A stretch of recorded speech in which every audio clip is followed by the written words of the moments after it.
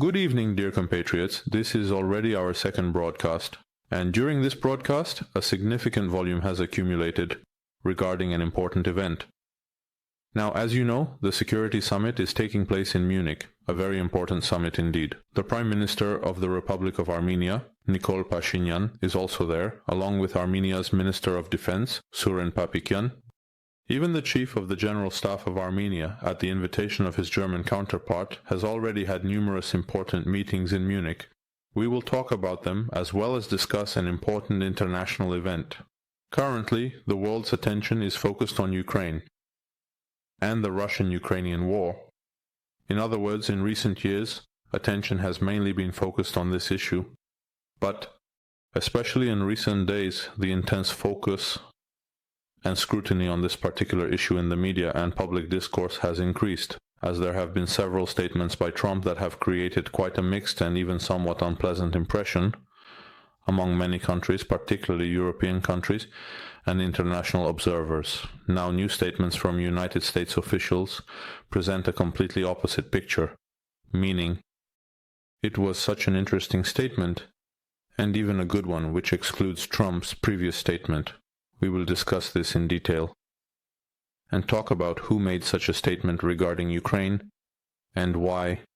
However, before starting the broadcast, I traditionally urge everyone to make sure to like, and if you haven't subscribed, definitely subscribe to our channel.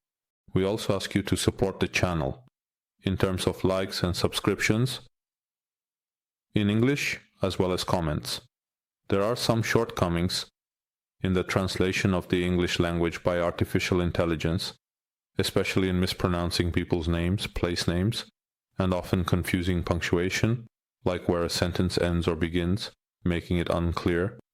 But this is not about our shortcomings. The point is there are such shortcomings, and if a person has a professional understanding of languages, whether it's English, Russian, or other languages, naturally they will easily notice all of this.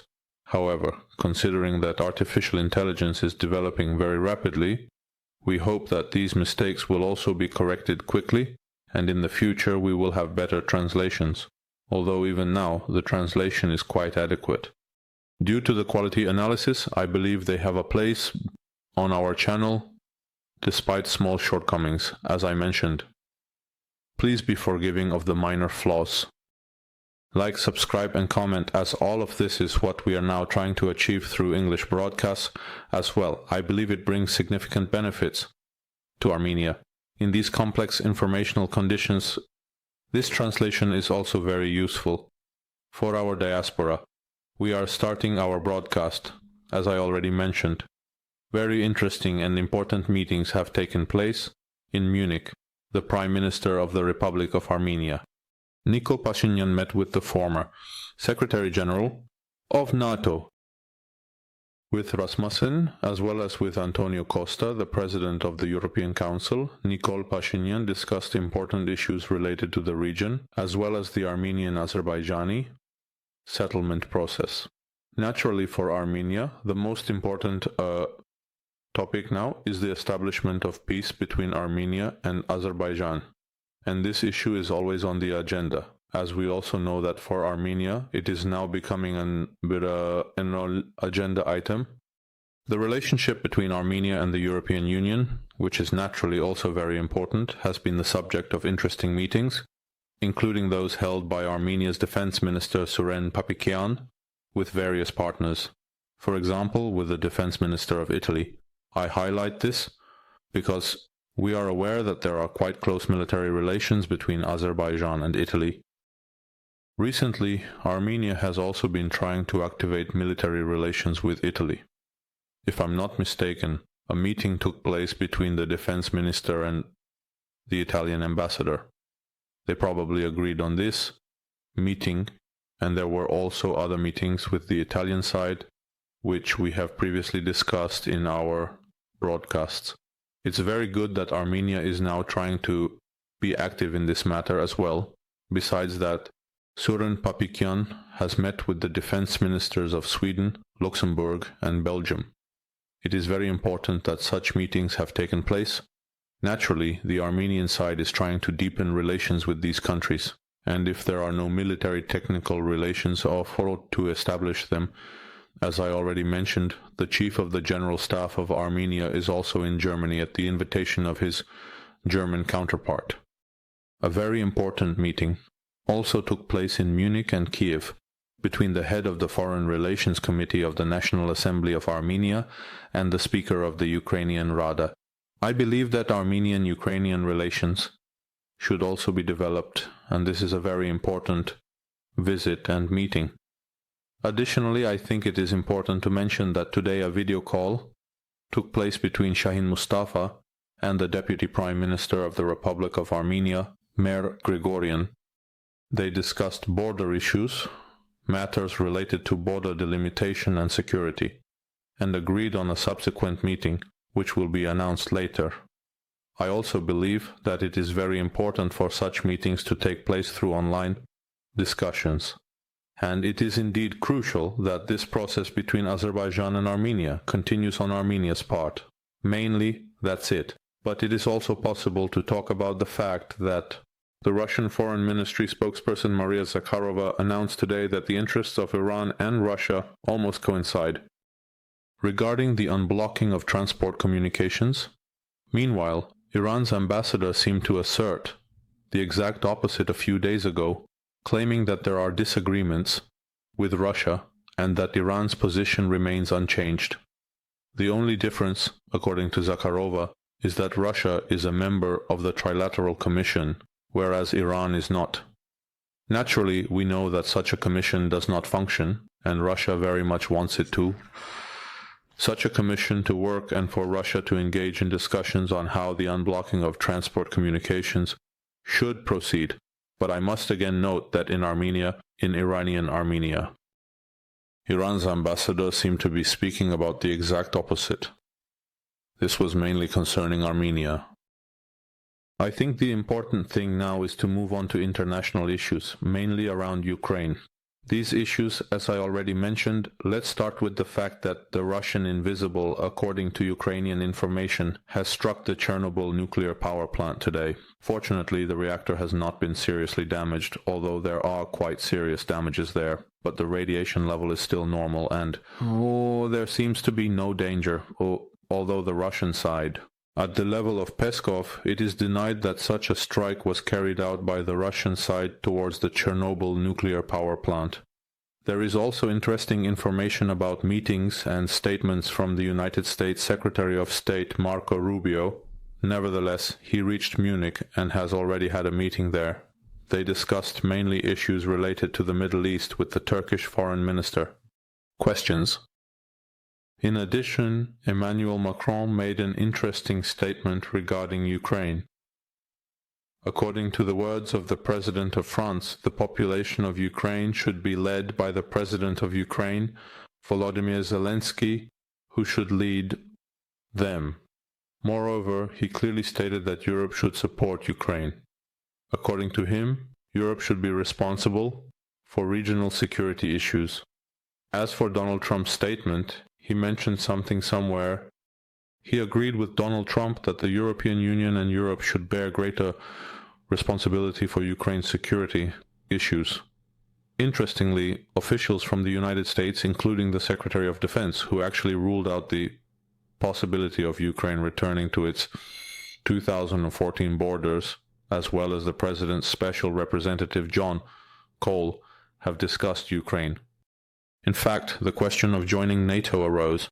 Despite previously ruling out such a thing, now it is no longer excluded.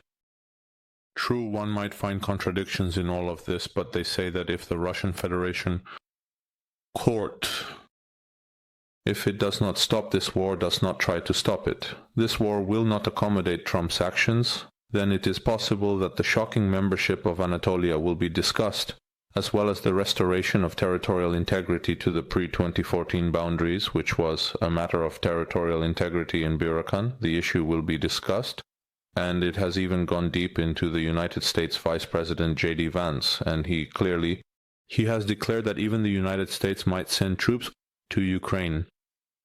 Why?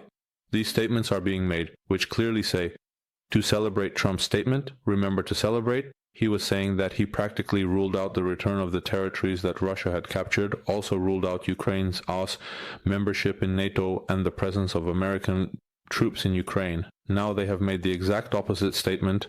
They even say that new serious sanctions will be imposed on Russia.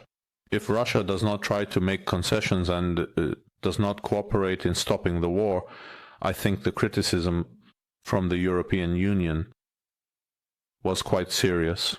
Even Ursula von der Leyen has stated that the war can only end through force, through the imposition of force.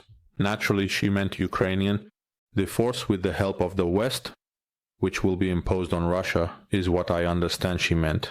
And this is reflected in all the statements of the leaders of European countries. And they have already changed the rhetoric of the United States of America. And now we have the exact opposite statement. And Zelensky clearly states that there is nothing to discuss with the President of the Russian Federation at this moment because there is no specific plan with the United States of America. This issue has not been specifically discussed, and only when there is a plan, a clear understanding of what they will negotiate, how to bring this war to an end, in other words, when there is an agreement, only then can they sit down and discuss. Ukrainian President Volodymyr Zelensky also stated that the United States of America has never officially promised Ukraine that it would become a member of NATO. He also mentioned that Donald Trump is on Ukraine's side. I think this statement is also very interesting, as in recent days there has been a lot of talk about how Donald Trump supports Vladimir Putin's plans and almost everything. He is ready to fulfill all the wishes and demands that Vladimir Putin has regarding Ukraine, and it was only on the issue of Ukraine's sovereignty that Donald Trump did not agree with Vladimir Putin. And now, as I mentioned, there is already a change at the level of statements from officials of the United States of America. And now Zelensky is making such a statement with Donald Trump deciding on behalf of Ukraine. In reality, officials are making different statements. It was a different statement, and that statement, I don't think there's much to worry about, because those statements are mainly made, and then those statements can change, as there are already opposing statements, opposing opinions, discussions, and so on. And all of this already has an impact on their statement, and we need to see more that we should already be waiting for concrete actions to understand which statements are more real and closer to reality. We are only now seeing different statements regarding Ukraine, and as I already mentioned, I will mention again that the European Union is speaking more openly and clearly, and this is also audible in the tone of the phenomenon, especially in Ursula von der Leyen's statement to Trump. Europe needs peace through strength. Ukraine needs peace through strength. We want peace through strength. Such statements are actually being made by the European Union, European leaders, and the position of the United States of America. The change in position seems to have slightly irritated the Russian side as well. And the Russian side has already started demanding clarifications regarding J.D. Vance's statement.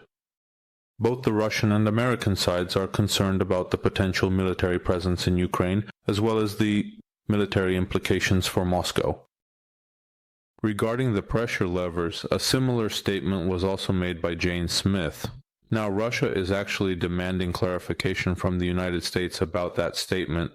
The European Union is also demanding clarification and is responding harshly to the statements made by US officials and the President. The President's statement is being altered, and then Russia is now trying to demand clarification from the American side regarding that statement, in such a great chaotic situation that even we find it difficult to discuss and especially to analyze. Finally, I want to inform you about the statement from the United States Department of Defense, which is again an interesting statement from this series. It says that if the President of the United States celebrates, if Trump wants attention, if he wishes, he can transfer nuclear weapons to Ukraine, which was also mentioned by Volodymyr Zelensky, who demanded from the United States that if you do not allow us to become a NATO member, then return our nuclear bomb to us. At that time, they were also categorically denying it, saying that such a thing is impossible, almost excluded from happening. But now, in fact, The United States Secretary of Defense has not ruled out and has said that if Trump wishes, it is possible for nuclear weapons to be transferred to Ukraine. Such an interesting event cannot be compared with our previous broadcast. These statements are made by officials of the United States and not by us. We are simply quoting their words, their thoughts, and trying to understand why yesterday we had a different statement, and today it might be different. Tomorrow there could be a completely different statement, and so on. But since we are the ones implementing the policy, so we are compelled to talk about their statements and try to reason, analyze what is now very difficult to subject to analysis for today. That's all, dear compatriots. Stay healthy. Best wishes. And we'll meet again.